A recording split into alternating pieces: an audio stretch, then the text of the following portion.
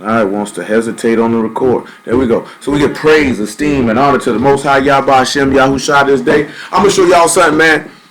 Cause I was telling this dude posted that thing with the 6 abominations. You know what I'm saying? The 7 things y'all hate. And I just told him to look at a couple places. Hold on. Hello.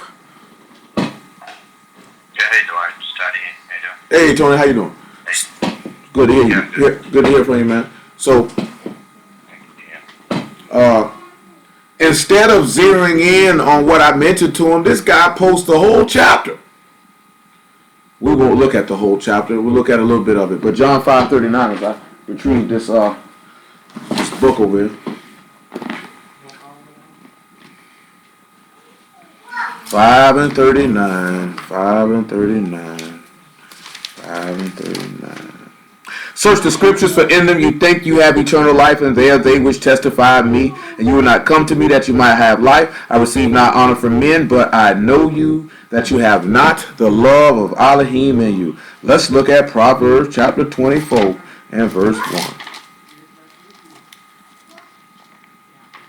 Proverbs chapter 24 and verse 1.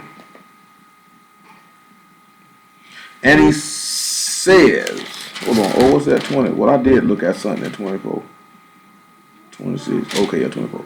He said, be not thou envious against evil men, neither desire to be with them, for their hearts study destruction, and their lips talk of mischief. So when we sit back and you look at this, it tells you not to be envious against evil men, nor to even desire to be with them.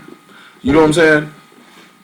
Now, when we look at evil, let's look at something as we just hear it from the master's mouth to determine evil. John 8 and 44. And after that, I think it's Psalms 101 after this here. And after Psalms 101, we look at 1 John 3 and 8 and just end it with that and keep it real brief. And we're going to sit back and we're going to show you this here about what he's telling you not to be envious against evil men or even have a desire to be with them. It seems a lot of people are envious of the wicked, and they do have a strong desire to want to be with them or partake in the things that they have. You know what I'm saying? I don't even understand. Like, you're going to have to deal with evil people. That's just life. It just comes down to when you actually say that you're of Yahuwah and you want to join yourself to them. Like, that doesn't make any sense. You know, I also know that sometimes people sit back and look at the works of others and try to use that as a justification for what they're doing to make themselves feel better about their decisions. When you can't compare yourself to nobody else, because what somebody else doing ain't got nothing to do with you. You know what I'm saying? 8 and 44 though. Ye are of your father the devil, and the lust of your father ye will do. He was a murderer from the beginning, and abode not in the truth. Because there is no truth in him. When he speak a lie, he speak of his own, for he is a liar and the father of it. Now, I'm not going to go into this in great detail. Right? But what I asked for, John 8 and 44, what I asked for after that, man. Psalms 101. When you sit back and you look at it, he tell you not to be envious of evil men, neither desire to be with them. Because that comes down to where the most difficult thing probably for most people when dealing with this word, and that is the separation. Psalms 101 and 3, and that is the separation. And that separation of dealing with a lot of people. They see these people out here, man, you know, they whoremongering, or they doing this on the Sabbath, or they can go do this and they can go do that, and they be envious because they want to go do it too.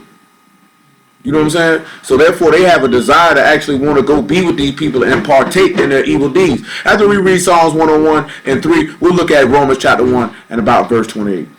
Stop this. No, baby. Go sit down, baby. No. Side. No. Side. No. Go sit down. Your daddy finna get you. You should have listened the first time. Hey. Go sit down. Told you. He said, I will set no wicked thing before mine eyes. I hate the work of them that turn aside. It shall not cleave to me. You know what I'm saying? Now, when he say he hate the work of them that turn aside, I'm just going to look at that real fast. Give me a second.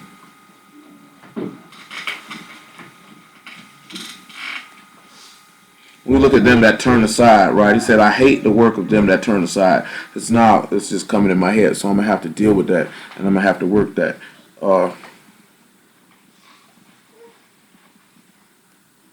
When we look at of them that turn aside, the word there is soot, and it means to swerve or to fall away or to wrongly practice. So he sits back and says that he hates the work of them that turn aside. So what do y'all think that could mean about the work of them that turn aside?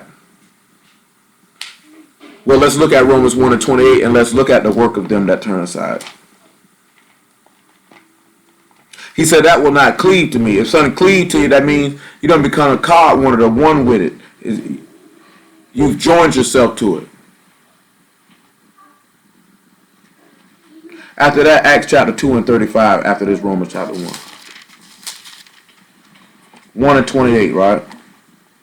He said, even as they did not like to retain Elohim in their knowledge, Elohim gave them over to a reprobate mind to do those things which are not convenient, being filled with all unrighteousness, fornication, wickedness, covetousness, maliciousness, full of envy, murder, debate, deceit, malignity, and whisperers. See, these are all the works of evil men, and you shouldn't have a desire to want to be with people who fornicate, who work unrighteousness, who work wickedness, who are covetous, which is being an idolater, who are malicious, that are full of envy, like envy and what somebody told y'all before. I might clown about it, but in actuality, though, it's dead serious, though.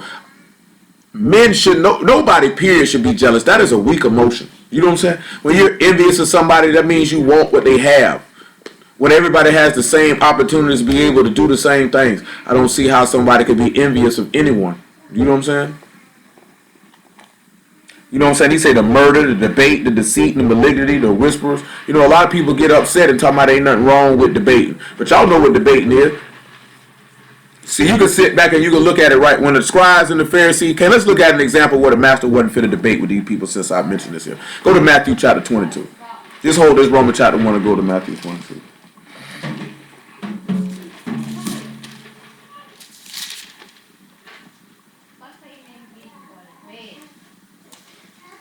She said, I ain't going.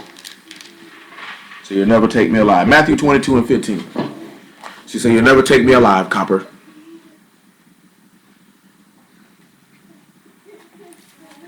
It says, then went the Pharisees and took counsel how they might entangle him in his talk.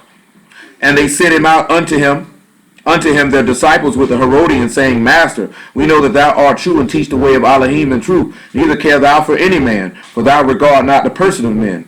Tell us therefore, what think thou? Is it lawful to give tribute unto Caesar or not? But Yahushua perceived their wickedness, and said, why tempt ye me, ye hypocrites? Show me the tribute money. And they brought unto him a penny. And he saith unto them, whose is this image and superscription? They say unto him, Caesar's. Then saith he unto them, render therefore unto Caesar the things which are Caesar's, and unto Elohim the things that are Elohim's. When they had heard these words, they marveled and left him and went their way. Now you notice that they asked him this because they were trying to argue. You know what I'm saying? He already called them out for it. Like what? See, there's a difference like this here, right? Go to Acts chapter 19 and I'll show you the difference. That's one thing for contending for the truth, and that's another thing just to be arguing. What some niggas like to do. Which a lot of niggas like to do. To be honest. Acts 19, what I want to say about verse 1. No, not verse 1. Acts chapter 19 verse 8. 19 and 8. And he went into the synagogue and spoke boldly, for the space of 3 months, disputing and persuading the things concerning the kingdom of Elohim.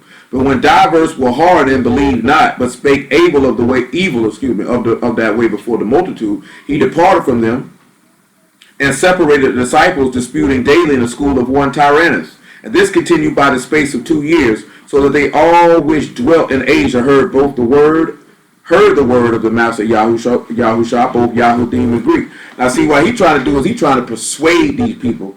And basically, you know what they were doing. You know, like how Paul told you in 2 Corinthians that they heard the veil of Moses was still over their heart, because he's disputing. You saying this one thing, I'm disputing what you saying is true. Versus when you debating is about, I have to be right.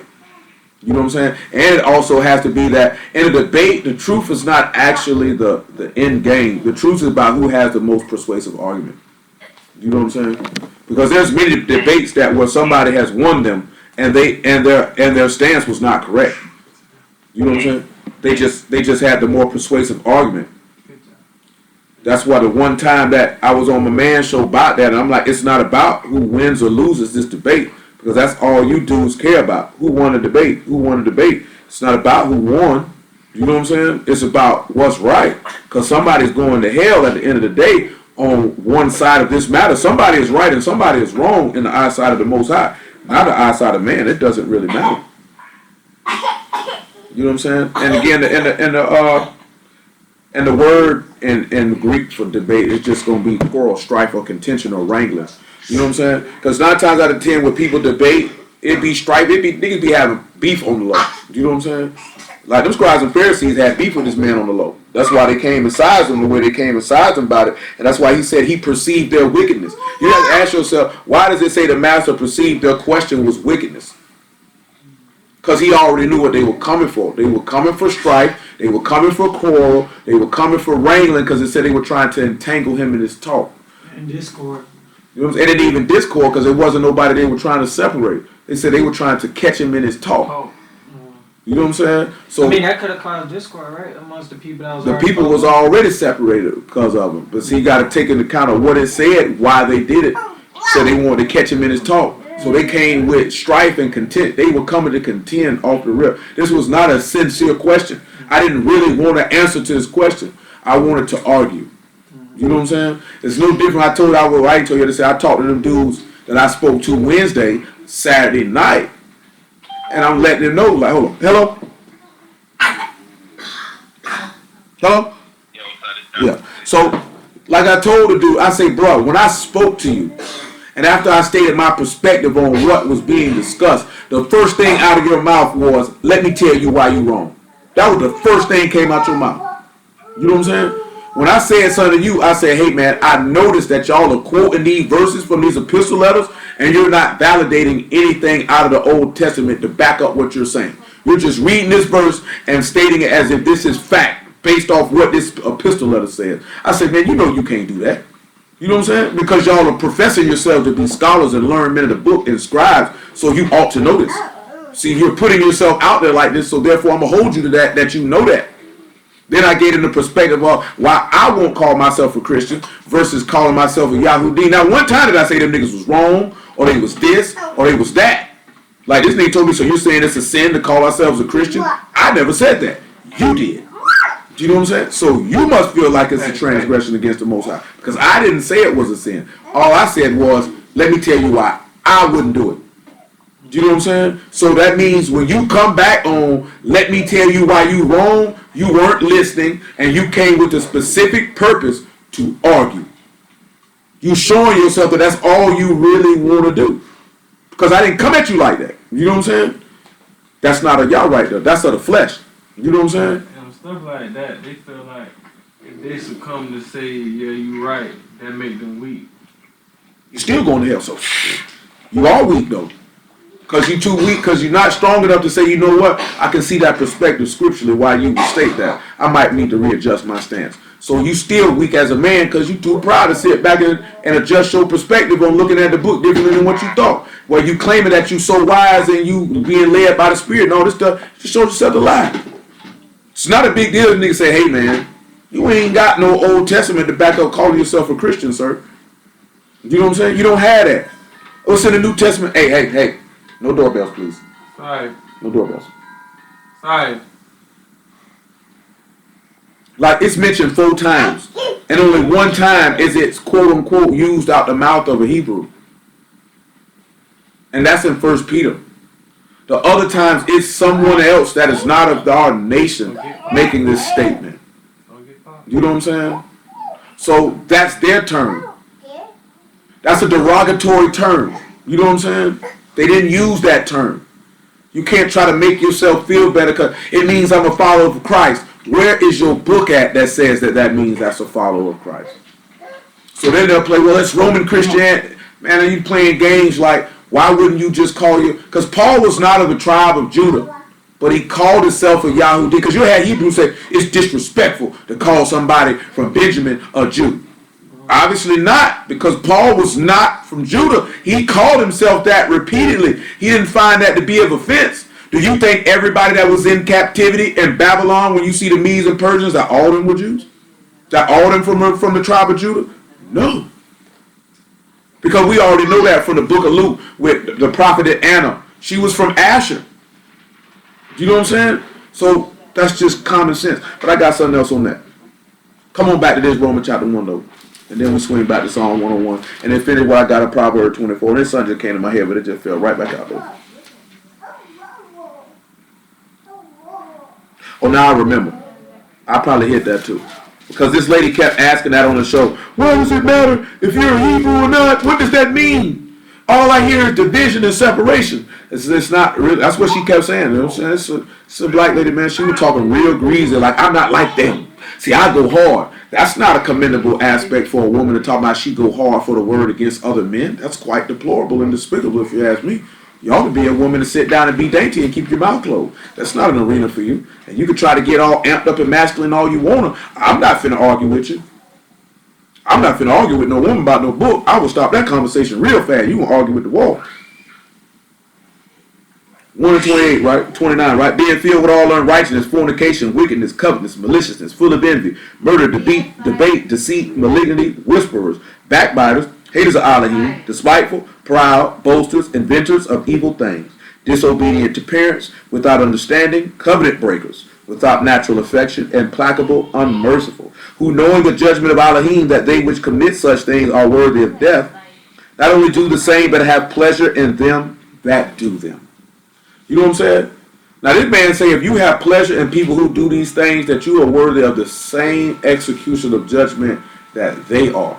This is why you see David stating, I won't even know a wicked person. Those that turn to the side, that stuff won't even cleave to me. This is why he tell you in 2 Corinthians, come out from among them and be ye separate and touch not the unclean thing. Because when you sit back and you look at these people who turn to the side, they looking to pull you with them. You know what I'm talking about? And that's ugly. Let's go back to Psalm 101, because what we looking at, I'm trying to zero in on something else. I might not even get in that aspect of what that lady was talking about, because it's probably not going to fit what I'm talking about. And I ain't going to try to force it to fit. What's the last thing you just read? Romans chapter 1. Psalms 101 and 3. I will set no wicked thing before mine eyes. I hate the work of them that turn aside. It shall not cleave to me. A froward heart shall depart from me. I will not know a wicked person. Whoso privily slander his neighbor, him will I cut off. Him that have an high look and a proud heart will not I suffer. So he said, if you slander your neighbor, he gonna cut you off. So you got a proud look, he gonna deal with you. Now remember this going back to, don't desire to be with envious men. You know what I'm saying? Let me reread that song. You seen that word for no? For what, for Howard? No, he said I will not know what you mean. He said esteem. Yeah, you can get no honor than them. I have no respect. No respect. No respect on the name. None. Say you won't know a wicked person. I don't respect now sinner. And you know, you say that, it made me think back and think when people say, but they're a good person though. I don't respect that. I don't respect that. You know what I'm saying? You can't respect that. How can you respect a sinner though? I'm just go ahead and tell them what the word is, so they just think that we. That's what it really says. It says, "For heart shall not depart from me. I will not respect a wicked person." And ain't nowhere in the world you of you who respect a wicked person. But guess what though? They respect wicked niggas all through the house of Yasharal though. He waking a lot of people up though, brother.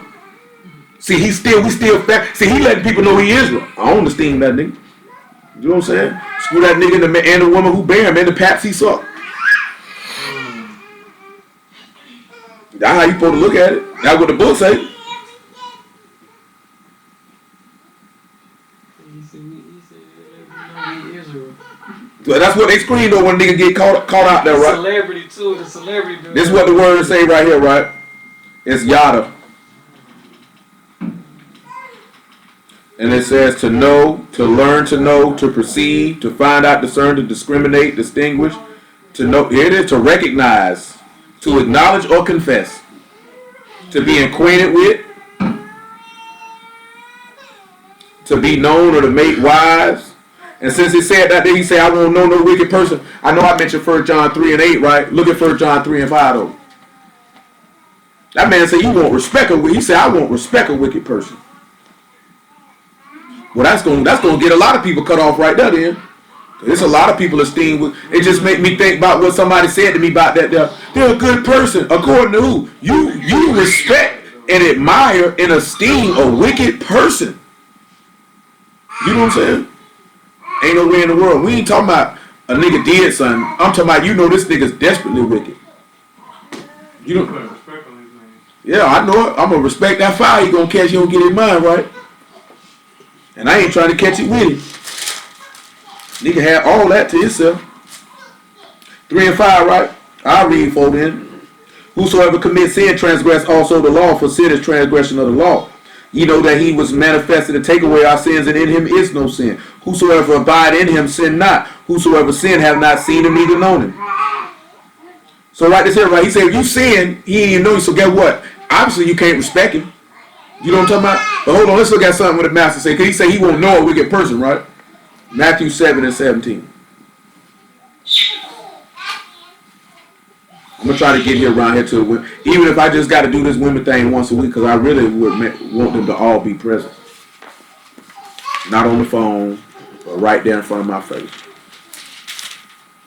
Which means I might not touch that tonight. I might save it for the end of the week. If I just got to hit them once a week. I'm serious about that. I'm trying to run them all down.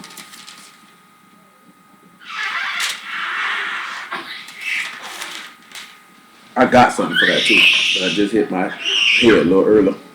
I think I'm going to just wait until everybody tells. Matthew 7:17. Even so, every good tree bring forth good fruit, but a corrupt tree bring forth evil fruit. A good tree cannot bring forth evil fruit, and neither can a corrupt tree bring forth good fruit.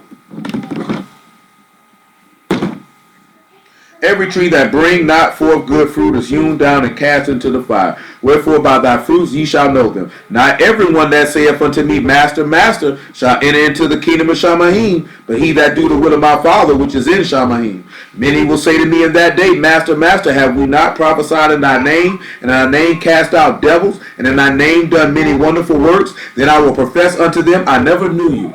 Depart from me, you work of iniquity. That sound like he just said the same thing. Master said, I won't know a wicked person. So he say, David, his daddy say he don't know him, and the master say, I don't know you neither. You know what I'm talking about? Now you got to sit there and look at that there, right? This man's no. You tried. And it was a valiant effort. Yeah, but you failed mightily. Go over there with your mother. No, don't try to act like you don't know what I'm talking about. Oh, you know what I'm talking about. Get your butt over here. Yeah. You can play with it later. Come here. Yeah, it ain't going nowhere. I promise ain't nobody gonna pull up the tractor trailer and pull it away. Now trade one. Stop. It's solid. It's in the ground. But check it though. On all jokes aside though. Put that white woman down.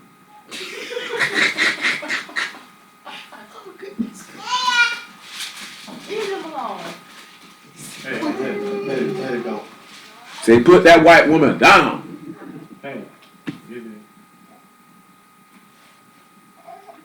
You'll get over it. Go play with Lizzie. Go give Lizzie a hug. Get side hug, Lizzie.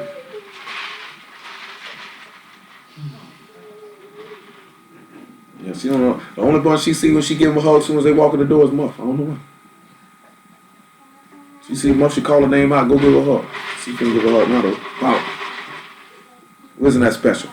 Thank you. But check it though, right? Sit there and think about that. This man say he will not know a wicked person. Why else would this man not know or esteem a wicked person? Because he say those that hate him, he'll repay them to their face. Now you sit back and look at it, right? Now let's read this Proverbs 24:1 again and then swing right here to Matthew chapter 26. Or why we even swung around here.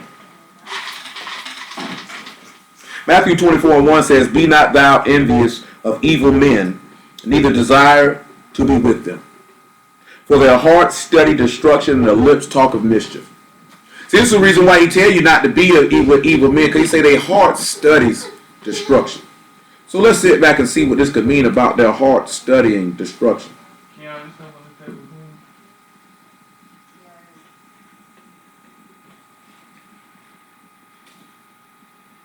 please. When we look at study, we look at Hagar. And that word literally means to moan, to growl, to utter, to muse, to meditate, to devise, to plot, to utter, to mutter. So that means their hearts plots destruction.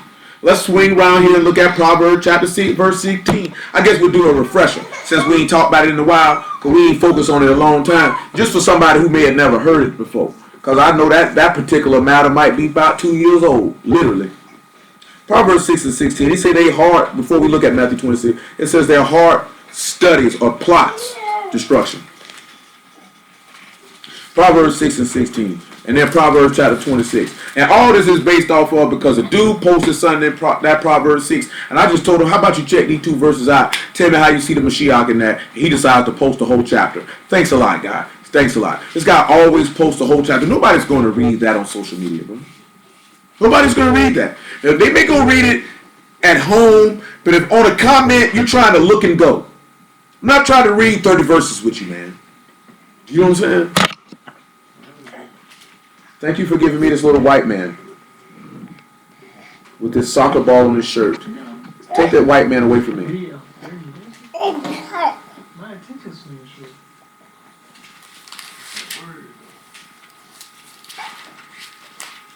Proverbs chapter 6. Don't you play with that house. You read through 100 comments. You read 33. I skimmed through. 6 and 16.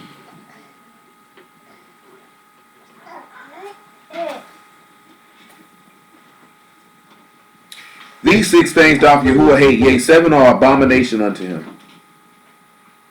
Matter of fact, back it up to 12.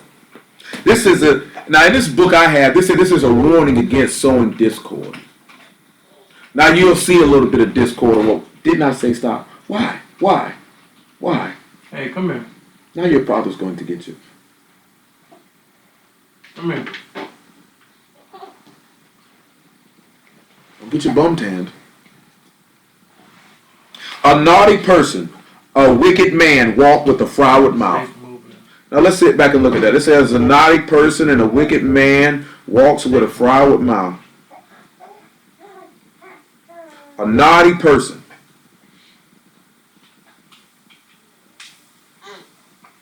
When we look at naughty, you know what we get for that? What y'all think we get for a naughty person? You get Belial. Worthless. Let's look at something. Because he said a naughty person walks with a froward mouth. Yeah, I'm going to leave that women thing for later on when all the women are actually present. At least till Friday.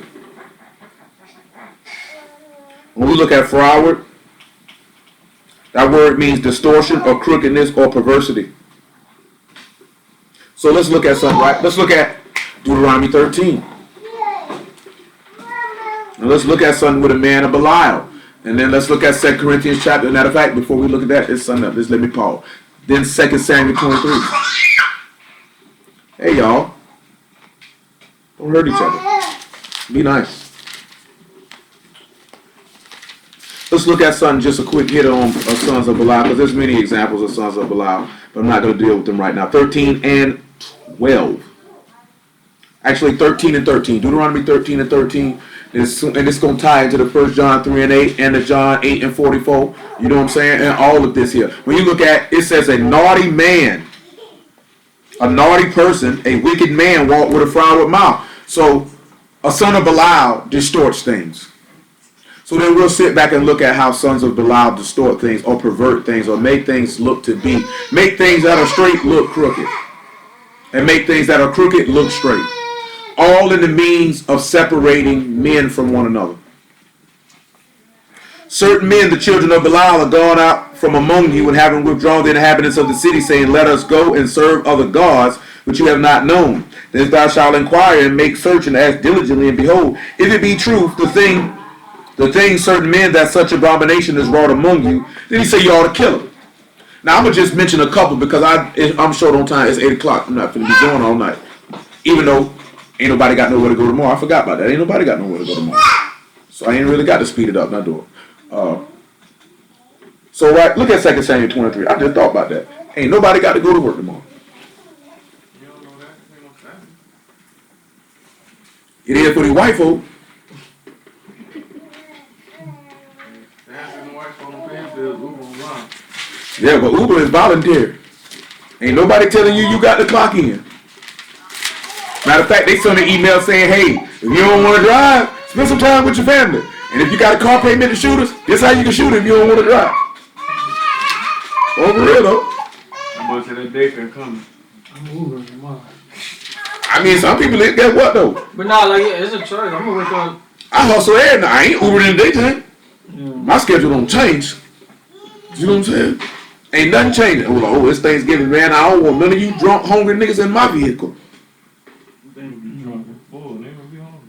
Shoots, they gonna be hungry for some of them before they get there. You start early enough, I'm straight. I still got work to do in other arenas. I'm straight. 2 Samuel 23 though. Pick me up at verse 6 though. We look at sons of Belial that are worthless. That's why he said he'll give you over to a reprobate mind. Because if you reprobate, you are worthless. You've been rejected. He can't do nothing with you. You know what I'm saying? And I'm going to tell you something. And that is what knowledge of the word and lack of actual obedience and faith, that's what you are. You are worthless. That's why he say faith without works is dead. So if you say you believe and you ain't got no works, you are worthless. You serve no purpose. You know what I'm saying? I'll be honest with you. It is a lot of Hebrews that serve no purpose. You know what I'm saying? Hey. There's no need to be mean to one another. Lizzie, put the chair down. Nobody wants the chair. Just put the chair down, Lizzie. Just put the chair down. Just sit upon it. Just sit upon the chair. Thank you very much. Thank you very much. It's listen, right? He said, the sons of Belial shall be of them as stones thrust away, because they cannot be taken with hands. And you know, that'll put you in the mind, it's something we have dealt with plenty of times. It puts you in the mind of what he told you in the book of Hebrews, the epistle of Hebrews, about how the thorns and briars are rejected and nigh unto cursing, and their end is to be burned. Because you notice that he said that about, because you know how son of Belial say, let us go serve other gods which you have not known. So you know what sinners are trying to do? Let's go serve things of which you had not respect. That's why he say, I will not cleave to them that fall away or turn away. Because see, these people will come and get you to try to get you to serve stuff that you ain't known. Because once you see, it's the same thing right here, right? Look at 2 Corinthians chapter 5.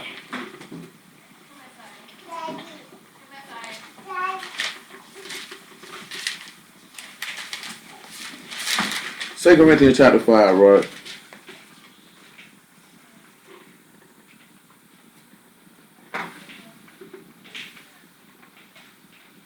That's what I want. Look about what, verse 11? Was it a little higher than that? Actually, verse 16. Or verse 14. For the love of Mashiach constrained us, because we thus judge if one died for all, then we're all dead. And that he died for all, that they which live should not henceforth live unto themselves, but unto him which died for them and rose again. Wherefore henceforth know we no man after the flesh, yea, we have known Mashiach after the flesh, yet now henceforth know we him no more. And you sit back and you look at it, he say, yet we know no man after the flesh. You know what I'm saying? We don't respect a man after the flesh. He said, yeah, we knew Mashiach after the flesh, but henceforth we know him no more. See, we understood him. He said, like, we understood him when he was like this here, when he was a man, gonna die. He said, after that, we don't know him no more. We know him in the state that he was in. He went into the grave sin, he came out, life everlasting. You know what I'm saying?